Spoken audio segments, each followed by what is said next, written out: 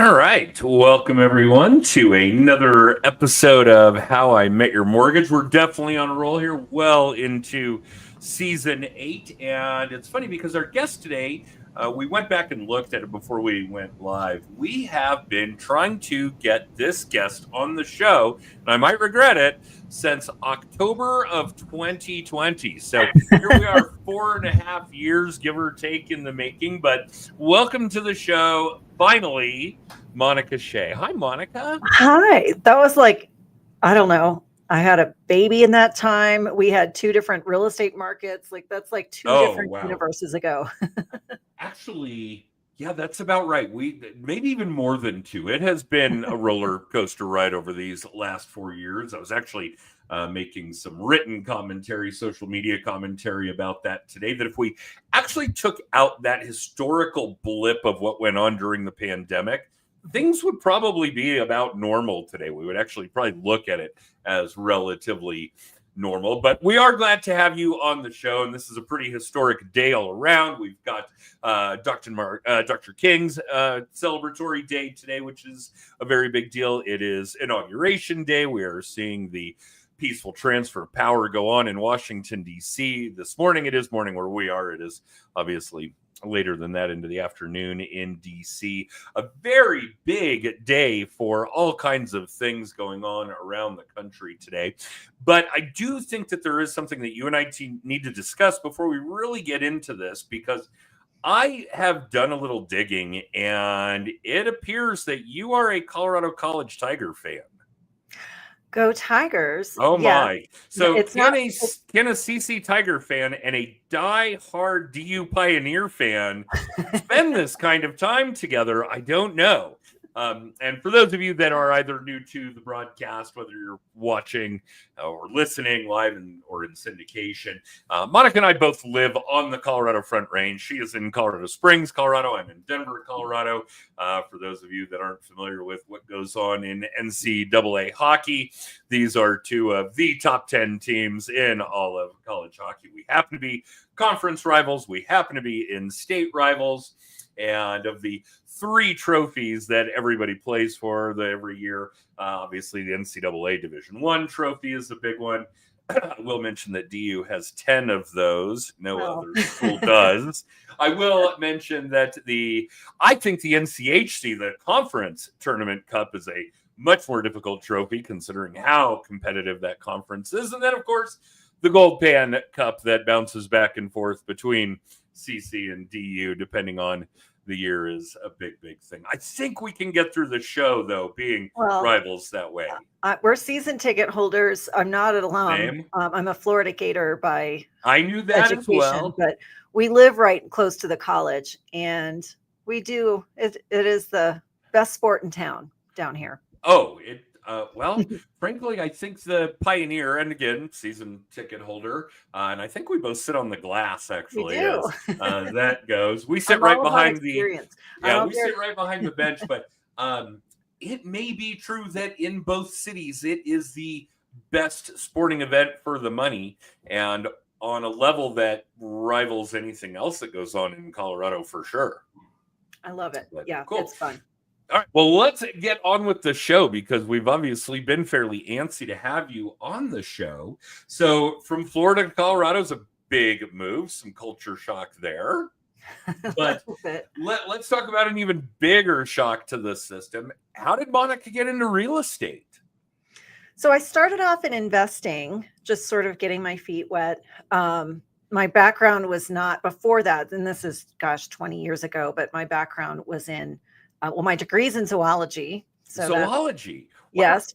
Florida is a big vet school. I was pre-vet, graduated with a degree in zoology, which I loved. I realized I did not want to go to vet school. So I worked in PR for a large chemical company in Florida after school, and didn't have any major spills or leaks of acid into the bay while I was there, fortunately. And then moved to Colorado, had my first child, who's now 20.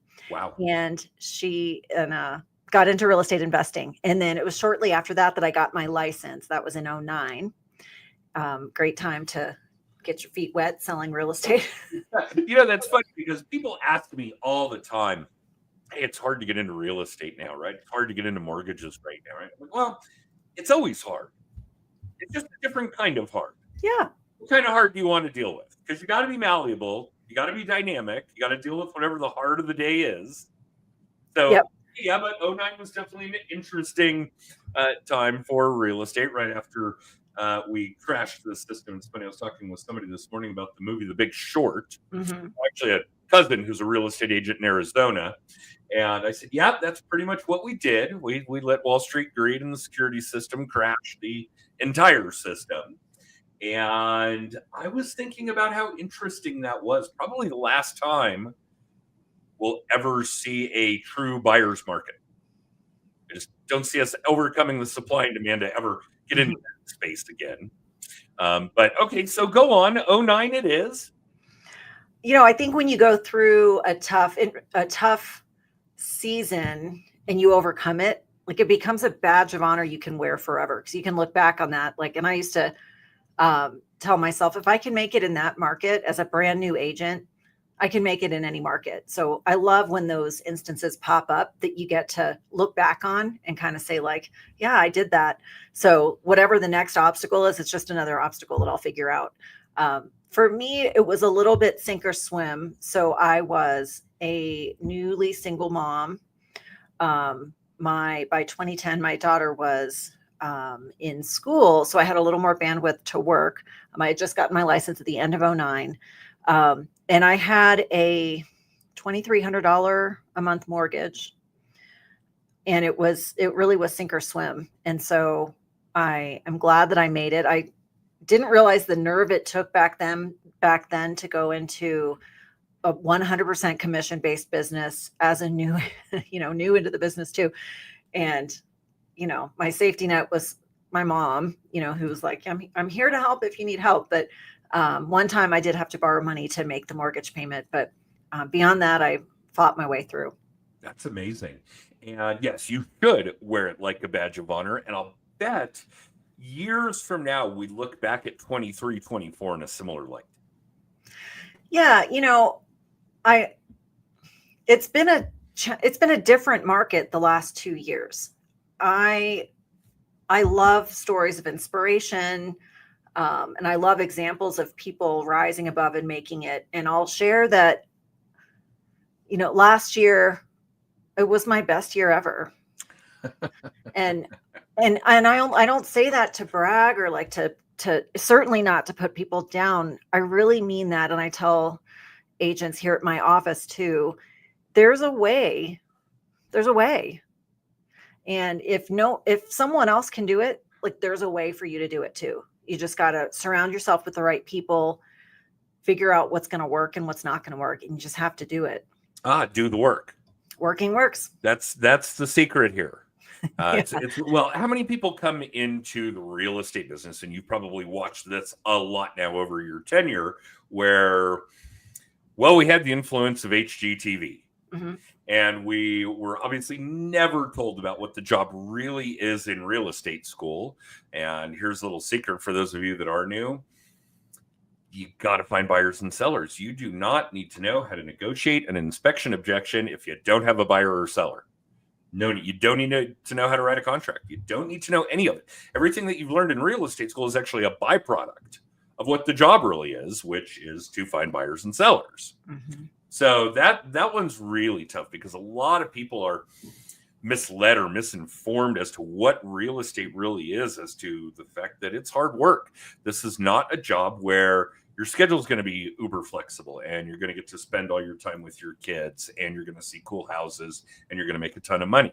That is not the formula. That A plus B plus C plus D does not equal the kind of success that you've had in your career. What really worked was hard work and hard work and hard work and hard work. That's the ABCD of it. And I remember years ago, a conference attendee asking me after I had spoken, this was in Las Vegas, what's the one thing you would tell someone to do to get where you are? And I said, work hard for 20 years. That's it. There's no secret. There's no unicorn. There's no magic potion. You have to work. And obviously a lot of people coming into these industries are misled about the fact that that has to be priority number one. They don't think that it's part of that formula, and it is. So where were you in '09? What company did you start with? Were you at Keller then? I know you're at Keller now. I am now. I'm back. It's been about 2 years that I've been back at Keller Williams. So I started for the first maybe year. I was at a really small independent company here that's not here anymore. And I don't even remember why I was there. I think it was like the lowest cost one. Okay. Shortly after that, that's the right formula. Yep. Shortly after that, and it was just like a low cost, like churn agents through type brokerage. Shortly after that, I joined a team actually, and I was very lucky to be able to cut my teeth on a great team and really learn the business that way. And then I was invited to join the Platinum Group, which is, a prestigious invitation only independent company here. And then about 2 years ago, I left the Platinum Group to open Keller Williams Aspire. So we're an independent office here in the Springs, and it's been the best thing ever. I like building things and I like building communities, and I know we'll talk about that later. I like kind of controlling the culture. It's very self-serving. I like to know that I am surrounding myself with like high-level professionals and people who want similar things out of their life and business like me. And if I can control that a little bit by being around people who are innovative and kind, humble, and hardworking, I benefit too. Very self-serving. I don't think that's self-serving at all. I do think that company culture is a major priority in how we do things. And I have dozens of anecdotes I could relay where I've either let that slide and had to be reeled back in or whatever the case may be. But I think your company culture, your team culture, whatever the case may be, for those of you out there, is got to be priority number one. And what that does is it actually serves the greater good of the organization. It helps the propulsion of the entire operation. And as a result, it's also far superior for your clients. Yes. Which is really, I think you're I think you're claiming to be selfish when you're really not, because I think you do know that this is all about team. It's all about your clients, so on and so forth. And I think there's a very Zig Ziglar-esque kind of mentality to focusing on your company culture, which is just help as many people as you can get what they want, and you'll get what you want. Right. And that includes agents. So if there's anything I can do to lead and inspire other agents here at our office because we have some new agents and established agents, I love that. The better they are, the better I am, and the better our industry is, which helps us all. Absolutely. Well, there's an interesting turn of events because we've certainly had a struggle in the last, I guess it's only been about 6 months, with how there's been a major shift in how real estate agents are doing business. And what things need to change, what communication needs to improve, what transparency needs to improve, so on and so forth. And I hate to make that leap because I do want to hear more about the founding of your team and so on and so forth. So let's try to bridge that gap and give us a little insight. What does your group look like right now? How many agents? What are you guys doing in the way of support? What should our audience know as far as what's important to build a team that's got the kind of success that yours does? So for my personal team, my real estate team, not just I'm a co-owner here at Keller Williams Aspire, but for my personal team, we are small. So I have 2 admin and to help me be able to, free me up and nurture the relationships and negotiate and do the things that only I can do. I have an amazing buyer's agent, showing assistant, who my clients love and adore, which is exactly what I need. She's humble, hungry, she hustles. She's newer in the industry, but has the right things. And then my husband, lucky fella, gets to work with me. And he's more operations, kind of in the field. And obviously, the part of the face of the company, since we are very relationship based with our clients. We do a lot of events throughout the year. Like our business is personal to us, and that includes Ryan, my husband, and my family too, my kids. Well, then let's talk about that, because I Yeah. think that this is important stuff for all of our audience to know as well. Obviously, being client centric is a big deal.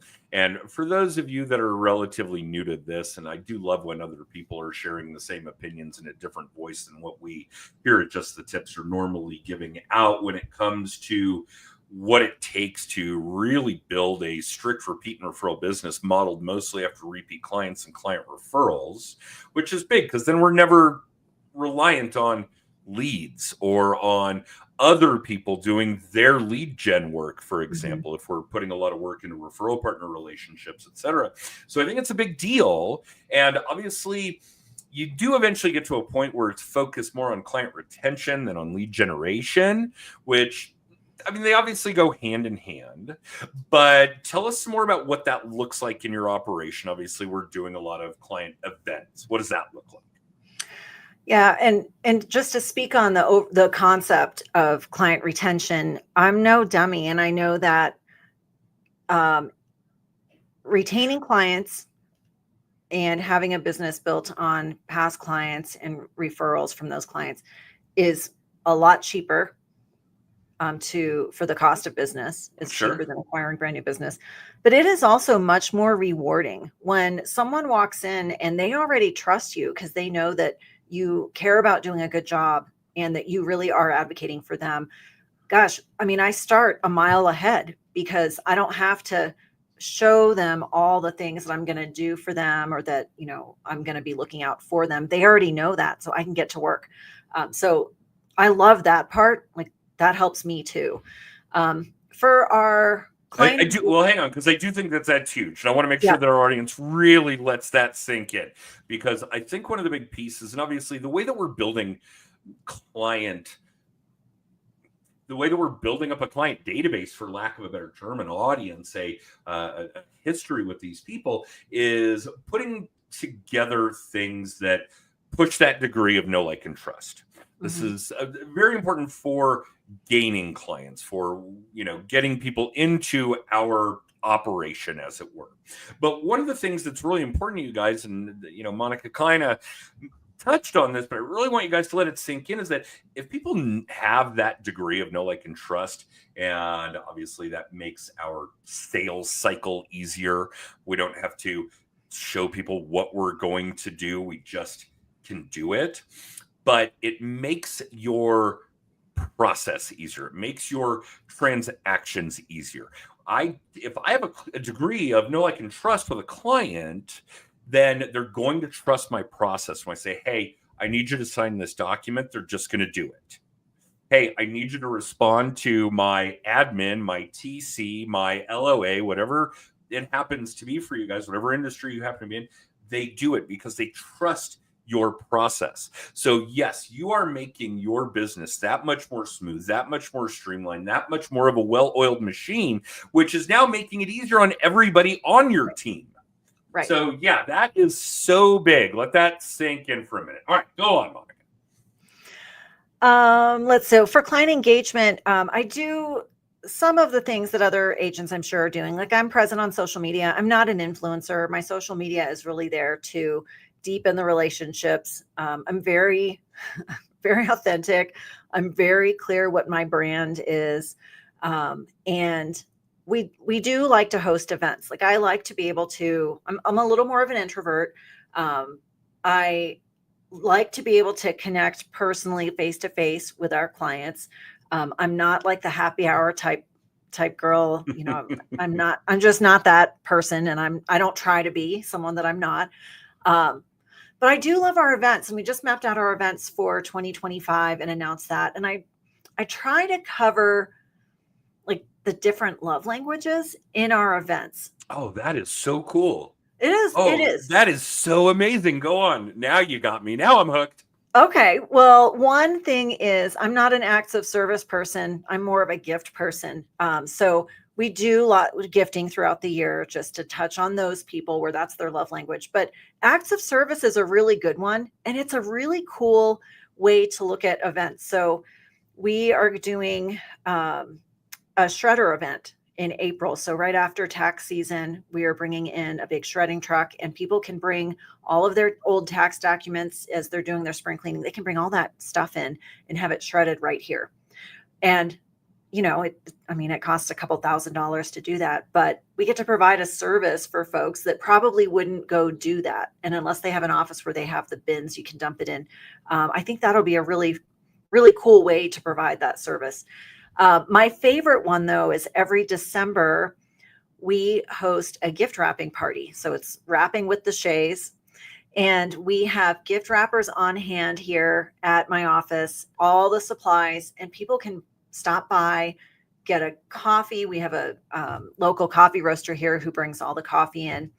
And they can just visit, have a coffee, some snacks, and have their gifts wrapped for them while they visit. And we hold that right before Christmas. So that's kind of another fun acts of service one. It's really good for people that need Santa gifts wrapped in a different wrapping paper. And for husbands, we always get a few husbands in every year who bring all the wife's stuff. And he's like, she's going to be so impressed. It's going to look way better than I could have possibly done. Yes. Yeah. Fair enough. Well, it's kind of a fun way to look as you're planning your events, not just what can I do for something fun, like hosting a movie event. We've done that in the past. For me, there's not quite as much engagement with the clients. Like I really do like to visit and catch up. We do those from time to time. But if you look at it from the aspect of like, what are people's love languages and how can you touch on a few of those? It kind of appeals to different people. So you don't have the same folks coming through every time. It's amazing. And yes, that you are modeling how to engage with your clients, how to engage with your audience based on an old theory. Love languages is not a new concept by any means. And I certainly know mine, and a lot of people that I know well are well in tune with theirs. It's phenomenal. And yes, I do agree that I think chatting and getting caught up probably inappropriate during a movie. Yep. Yeah. I don't think people there for the movie are going to appreciate that. So what a great environment to do that in. For those of you listening or watching, this is gold. The ideas that Monica's spewing here are phenomenal. And I'm not sure it's worth the drive to the Springs to get presents wrapped, but I'm going to give it some thought. Come on down. For sure. Absolutely. December 20. It might be worth it for the coffee. It's very good. So yeah, we partner with a local roaster, veteran, really cool guy who has this company, small business. So it's cool to get him some exposure too. We love supporting small businesses. As we all should, because we all are. And that's an important one for you guys as well. Please understand that if you're in real estate, mortgages, insurance, financial planning, anybody that fits within the scope of what the content coming from JTT would apply to, you are a small business. Please treat your work as such. It's really, really important. And a lot of that is having synonymity with other small businesses that are either complementary or supplementary to your business, like a real estate company and a coffee roaster. There's a great example of where we can really kind of pull each other up and pat each other on the back and help each other along. Really cool stuff. So are we trying to do this in like a seasonal manner? Because we've obviously nailed down a couple. One's appropriate for winter, that kind of thing. So are we doing these like on a quarterly basis? Yeah, a little more than that. I map it out. I'm very visual. I really I have a paper planner, and I really have to see everything. And so I kind of nerd out on it a little bit. And I map. Okay. So somebody get Monica a Palm Pilot, please. It's time to move up that step. All right. But for me, I like to see it. I write my notes so that I can really think about it. I'm good at ideas. I love being creative and thinking of the things. So the sooner I can capture all of my ideas and pass it off to my team so that it gets done, the happier everyone is. Of course. Yes. And but we kind of spread them out throughout the year. We have about 8 events planned for the year. You can't top a well-oiled calendar. Happiness is a well-oiled calendar, even if you're keeping it on paper, folks. Yes, it's just on paper for my notes. Give us the rundown. What are we doing in 25 other than wrapping some gifts? Because I'm planning my day. It's the 20th, you said. So I've got 11 months to plan. Yes, you do. Okay. I love it. So we are planning a date night, movie night in February with us. This will be a smaller event where we invite about 15, 20 other couples. It'll be a limited invite list just to go to the movies with us. A lot of movie theaters do like classic shows. And so we're going to do that with my husband and I in February. We've got the Shredder event for April. Our office is in the Interquest area. I will say, I think we have the prettiest real estate office in the Springs. It's a new space, and we overlook. Tell me you're facing west, aren't you? Yes, and we Looking at overlook the Air that. Force Academy. Oh, for those of you It that aren't doesn't familiar suck. with the area, that view at the north end of Colorado Springs across the academy, the stadium, the cathedral, the Rockies in the background.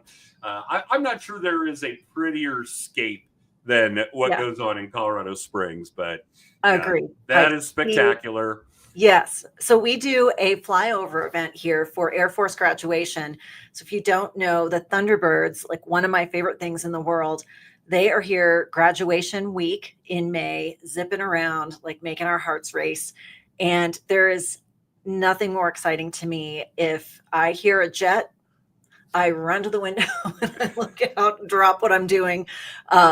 If I'm home, my dogs start barking because they're like, Mom's lost it again. But we have a really fun event here for the whole office to invite our clients.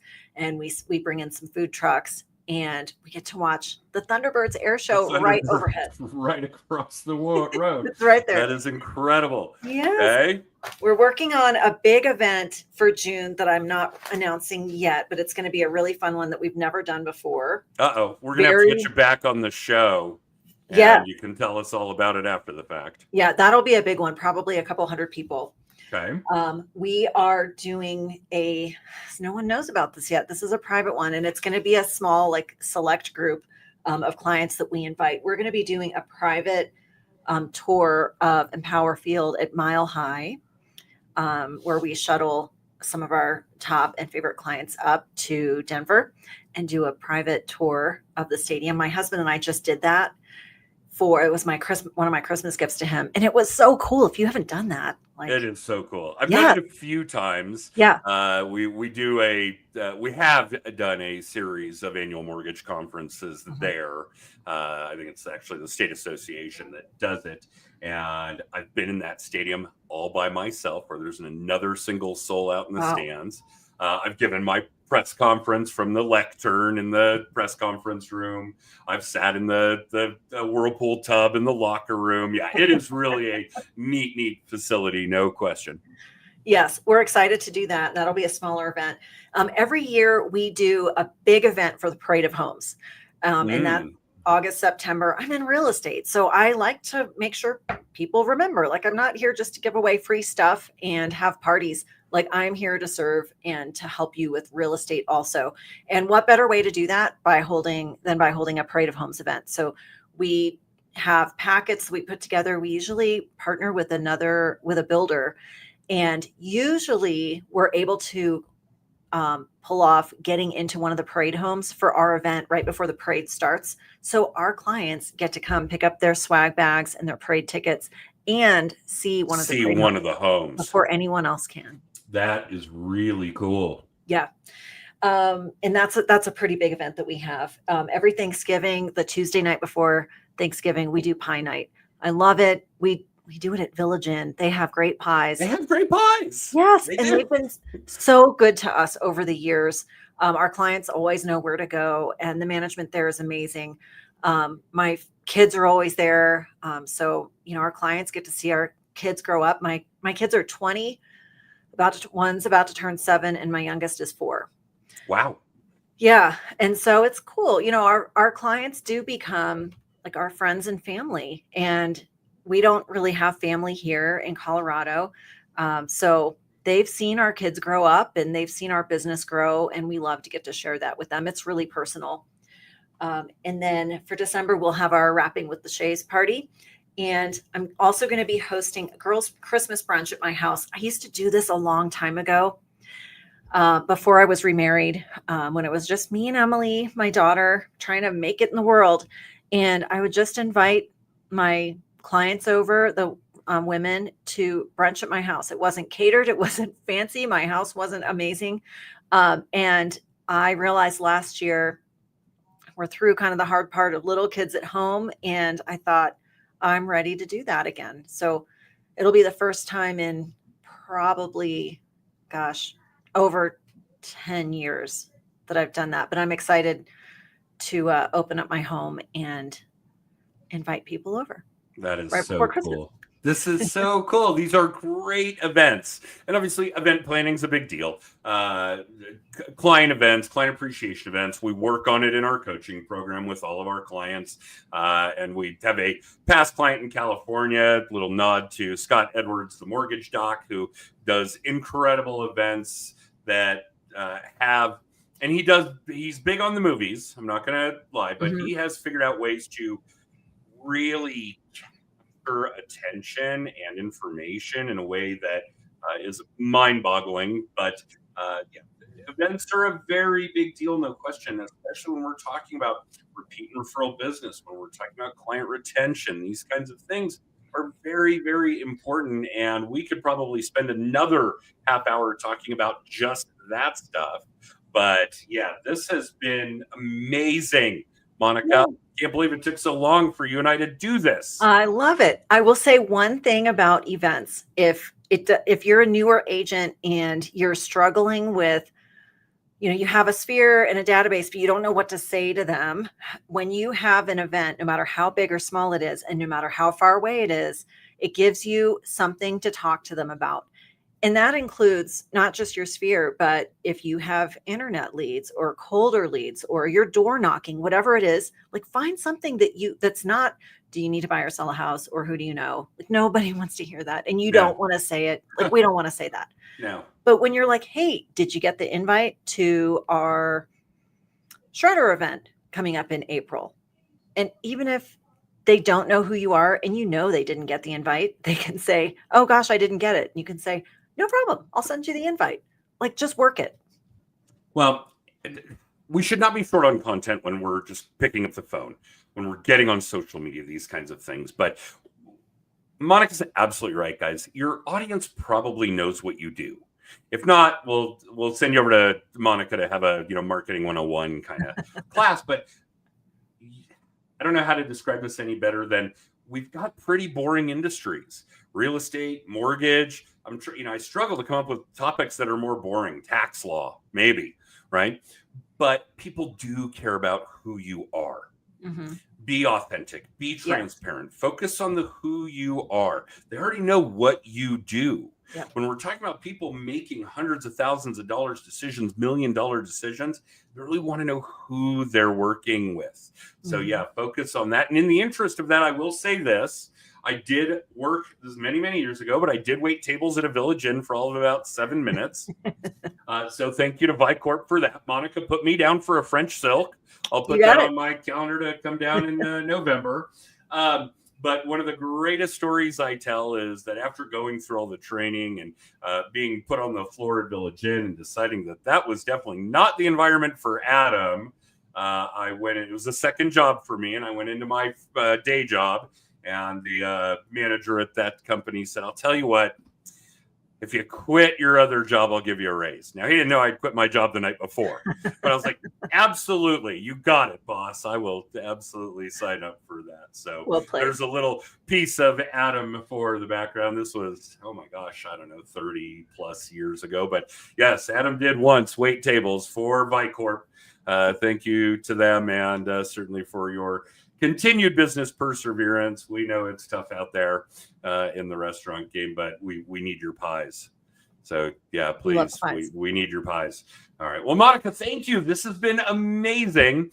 I am going to absolutely put into my electronic planner that we need to find another date for you to be back on the podcast, because now we're all waiting with bated breath to hear about this summer event.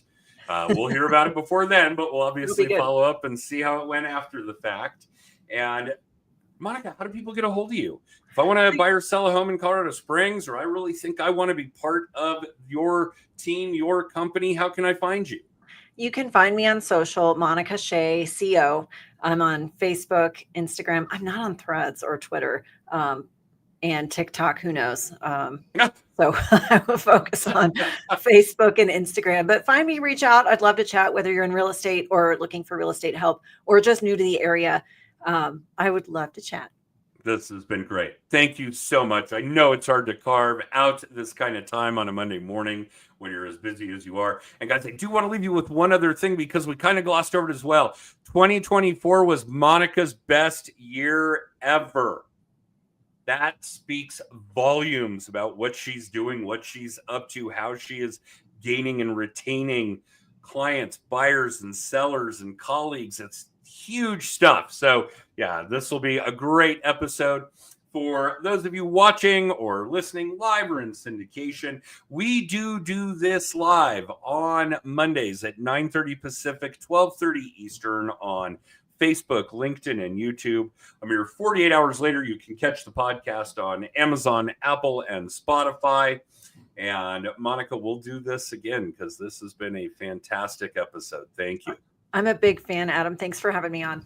Oh, my pleasure. And for the rest of you, I'm not going to get into all the details about books and events and our coaching program and a free hour and our weekly video blog and all the things that we do. Just go check out justthetipscoaching.com to find all that stuff. And we will see you guys next week with another episode. Monica, don't go anywhere. I'm going to run our extra and would love another couple minutes of your time if you can spare it. Sure. And for the rest of you, thanks for tuning in, and we will see you next time.